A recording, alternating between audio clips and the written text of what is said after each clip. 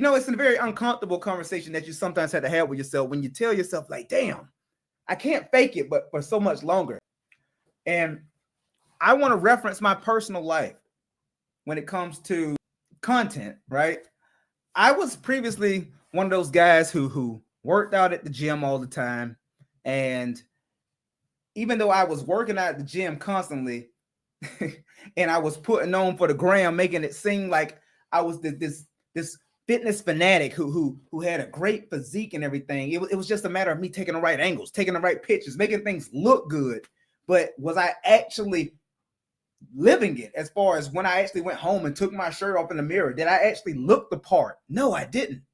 And I had to deal with that fact, and I came to a certain point last year, and as you're going to see shortly when I put the pictures up to compare it to last year, I came to a bit of a boiling point, and I came to a moment of calling myself out and holding myself accountable where I got sick of faking it. You know what I mean? Social media makes it so easy for us to just fake it with each other. It's a very uncomfortable conversation that you sometimes have to have with yourself when you tell yourself, like, damn, I can't fake it, but for so much longer. At some point, I'm actually going to have to put the work in and actually make it. Because for one, I know that I have all the tools necessary, and I know that I have the mental drive necessary to actually get my body looking exactly how I want it to look. But why is it that I have not actually taken those steps and taken the initiative necessary to reach that body that I ideally want for myself? I had to really come to terms with that, because last year when I saw this picture, it kind of just changed the game for me.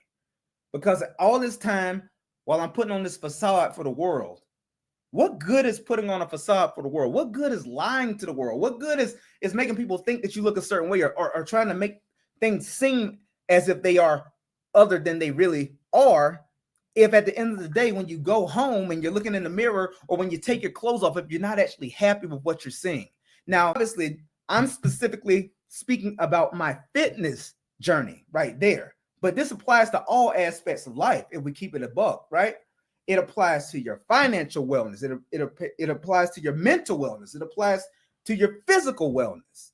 Like, at some point in life, you have to stop getting so comfortable with lying to yourself just to cope and to make yourself feel okay with mediocrity. If you know that there's another level or another 2 or 3 levels that you could possibly reach, if you actually bear down and put the work in necessary to reach your goals, then why not actually take those steps so that you can actually do that?